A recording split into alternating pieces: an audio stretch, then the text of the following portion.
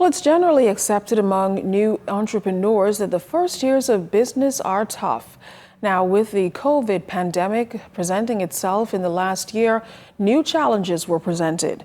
In this week's Market Insider, we explore tips for making your business resilient in times of crisis.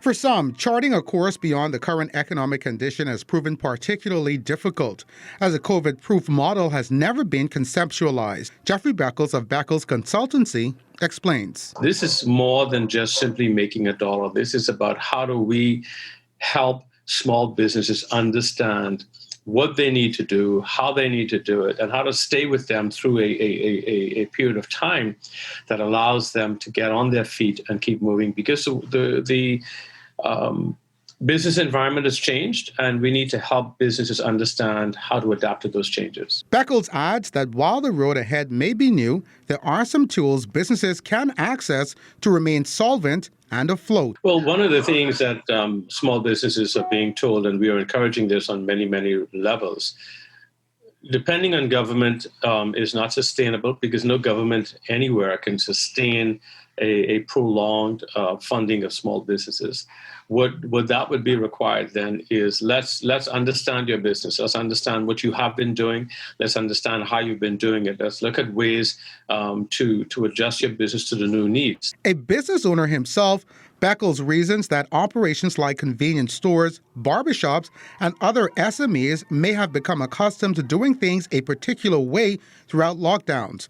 But as the new year approaches, performance must shift to remain competitive, with education remaining a critical chain. There's a lot of small businesses who are good at what they do, but don't really understand business. And so that was a huge area for us to focus. And what does that do?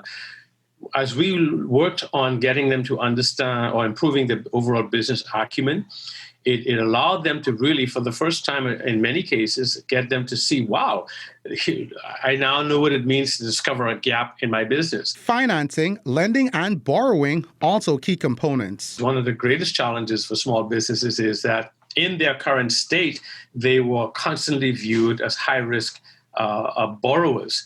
So our commitment is to be more operationally efficient, to be able to understand their business and close the gap in this educational space, improve their overall operations, and make them a lot more attractive as a viable borrower from private lending entities. The business owner's advice for the new year is simple. Be sure to save for a rainy day and to manage inventory. For this week's Market Insider, Lloyd Allen, ZNS Network News.